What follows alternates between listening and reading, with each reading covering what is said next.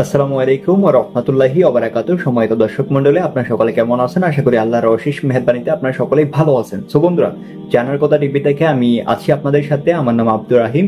ইনশাআল্লাহ নাস্তিকদের বিরুদ্ধে আমি সবসময় লড়ে থাকবো, তাই আমাকে অবশ্যই উৎসাহিত করবেন আর ভিডিওটা দেখবেন। অবশ্যই লাইক কমেন্ট শেয়ার করে দিবেন। নাস্তিকদের ঠাঁই বাংলাদেশে নাই ইনশাআল্লাহ। চলুন আগে ভিডিওটা দেখে আসি। কথা বলছেন কেন? আমি তো বলতেই পারি যে ইসলাম আরবানির মাধ্যমে প্রচারিত হয়েছে, কারণ 13 বছরে মাক্কি জীবনে রাসূলের এত প্রচেষ্টার মাধ্যমে, এত দোয়ার মাধ্যমে, এত উন্নত আখলাকের মাধ্যমে 80 জন মুসলমান হয় নাই। মদিনাতে গিয়ে রাসূল যখন এই যে আপনার মতো মারামারি করেছে, আপনি একটা ভুল বলেন। না না না, মানুষ ভয়ে একটা ভুল বলেন, ধর্ম গ্রহণ করে। একটা কথা ভুল বলেন, এখানে একটা ভয় ইসলাম ধর্ম গ্রহণ। আপনি একটা ইতিহাস ভুল বলেছেন এখানে। বলেন যে মানি না বলে আপনার সঙ্গে আমি বলতেছি পারি, আপনি একটু ওকে বললেন। এক মিনিট আমাকে সুযোগ দেন, আমাকে সুযোগ দেন। আমি বলতেছি আমার সঙ্গে সম্মানিত দর্শক, আমি বলতেছি আমার সাথে আজকে যেই ভাই এসেছেন, আমি তাকে সম্মান করেই কথা বলতেছি। এখনো পর্যন্ত সম্মান করে কথা বলতেছি। এগুলো হচ্ছে এখনো পর্যন্ত সম্মান দিয়ে কথা বলতেছি, কারণ আল্লাহ সুবহানাহু ওয়া তাআলা পাগল কাদেরকে বলেছেন? যাদের জ্ঞান থাকার পরেও, আকল দেওয়ার পরেও, শুনেন, আল্লাহ যাদেরকে জ্ঞান আকল দেওয়ার পরেও যারা বুঝে না তারা হচ্ছে পাগল। আল্লাহ নিজেই বলেছেন। দেখেন, আমাদের নবী যখন মক্কায় কি হয়েছেন, নবী হিসাবে মক্কায় যখন আমাদের নবীকে পাঠিয়েছেন, আমাদের নবীকেও পাগল বলেছিল, আমাদের নবীকেও কি বলেছিল? জাদুকর বলেছিল। এখনো পাগল বলছে মানুষ। আমাদের নবীকে পাগল বলেছিল, জাদুকর বলেছিল। কিন্তু আল্লাহ সুবহানাহু ওয়া তাআলা আমাদের নবীকে পৃথিবীর শ্রেষ্ঠ নবী, শ্রেষ্ঠ মানুষ হিসেবে প্রমাণ করেছেন এবং বলেছেন যে ওমা আরসালনাকা ইল্লা রাহমাতাল লিল আলামিন। সমস্ত পৃথিবীর জন্য, সমস্ত পৃথিবীবাসীর জন্য আমাদের নবীকে রহমত হিসাবে কি করেছেন? প্রেরণ করেছেন। আমি আমার সম্মানিত ভাইয়ের যে প্রশ্ন করেছেন, প্রশ্ন উত্তর দিচ্ছি। তিনি বলেছেন ইসলামটা মারামারির মাধ্যমে হয়েছে, কাটাকাটির মাধ্যমে হয়েছে। ইসলাম মারামারি কাটাকাটির মাধ্যমে এসে নাই। কিন্তু যারা এই সমস্ত ইসলামকে নিয়ে অপব্যাখ্যা করে, ইসলাম বুঝতে চায় না, তাদের জন্য আল্লাহ সুবহানাহু, তাদের ব্যাপারে আল্লাহ সুবহানাহু ওয়া তাআলা কে বলল বোঝার জন্য, আমি অবশ্যই বোঝাবো। প্রশ্ন উত্তর দিচ্ছেন না? দিচ্ছি। আল্লাহকে কে সৃষ্টি করেছে? আচ্ছা দিচ্ছি। আল্লাহকে কে সৃষ্টি করেছে সেটা বুঝাচ্ছি। বোঝানোর আগে আপনি আগে যে প্রশ্নটা করেছেন, ইসলামে মারামারি কাটাকাটির মাধ্যমে প্রচার হয়েছে, এই উত্তরটা দিচ্ছি। আচ্ছা, আমি এই প্রশ্ন চাচ্ছি না। না, আমি এই উত্তরটা দিয়ে নিই। দর্শকের কাছে এটা খোলাসা হওয়া দরকার, এই বিষয়টা স্পষ্ট হওয়া দরকার।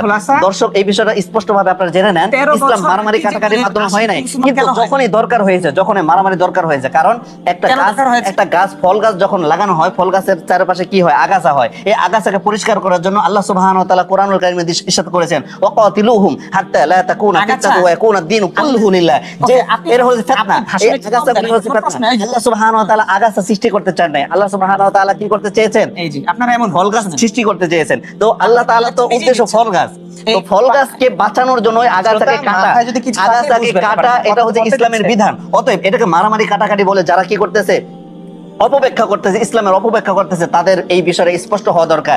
ইসলামের প্রয়োজনে, ইসলামের স্বার্থে, ইসলামের প্রয়োজনে, ইসলামের সাথে কখনো ইসলামের সাথে, ইসলামের প্রয়োজনে কি করতে হবে? মারামারি করতে হবে, কাটাকাটি করতে হবে। যেমনি ভাবে আপনি কি করতেছেন, আমার সাথে কি করতেছেন? উল্টাপাল্টা প্রশ্ন করতেছে। আল্লাহকে নিয়ে, নবীকে নিয়ে যারা গুস্তাখি করবে, যারা অপমানজনক কথা বলবে, আমি দেখি না, আমি বলতেছি, যারা অপমানমূলক কথা বলে তাদের শাস্তি কি জানেন? কি জানেন? হ্যাঁ, তাদের শাস্তি হলো কতল, তাদের শাস্তি হলো কারণ তারা হচ্ছে আগাছা, তারা হচ্ছে আগাছা। এটা আমার কোরআন এবং হাদিসে বলেছে। কোরআন বলেছে। কোরআনের কথাগুলো কার? আমার ধর্মীয় বিধান অনুযায়ী। কোরআনের কথাগুলো কার? আমি বলছি, আপনি তো কোনো ধর্মই মানেন ভাই, আপনি তো কোনো ধর্ম মানেন না। আগে আমার প্রমাণ পাই না বলে আপনি প্রমাণ পান না, আমি প্রমাণ দিব, কিন্তু না মানি আপনি মেরে ফেলবেন আমাকে। আমি আপনাকে না বুঝি মেরে ফেলবেন। আমি আপনাকে একটা কথা বলি, ইসলাম এটাই বলে, ইসলাম এটাই বলে, মেরে ফেলা। না বুঝলে বুঝবা। আল্লাহ বলেছেন কি? বুঝতে এসেছি। আল্লাহ বলেছেন, আল্লাহ কোরআনুল কারীমে বলেছেন, তোমরা যা জানো না, যারা জানে তাদের কাছে জেনে নাও। কিন্তু আমি যে আমার কাছে জানেন, হ্যাঁ আপনারা জানতে এসেছি। অবশ্যই আমি আপনার প্রশ্ন উত্তর দিচ্ছি। বলেন, জি বলেন। এতক্ষণ তো নিজে কি জানতে চাইছেন?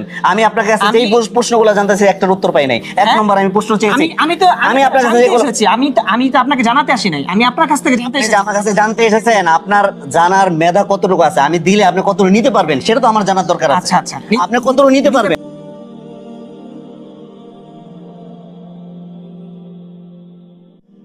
ইসলামে হত্যা বলা হয়েছে, এটা ভুল বোঝা।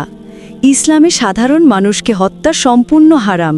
কোরআনে বলা আছে, যে নিরপরাধীকে হত্যা করে সে গোটা মানব জাতিকে হত্যা করল। যুদ্ধ সংক্রান্ত আয়াতগুলো ছিল নির্দিষ্ট সময়ে নির্দিষ্ট আক্রমণের জবাব, সাধারণ নির্দেশ না।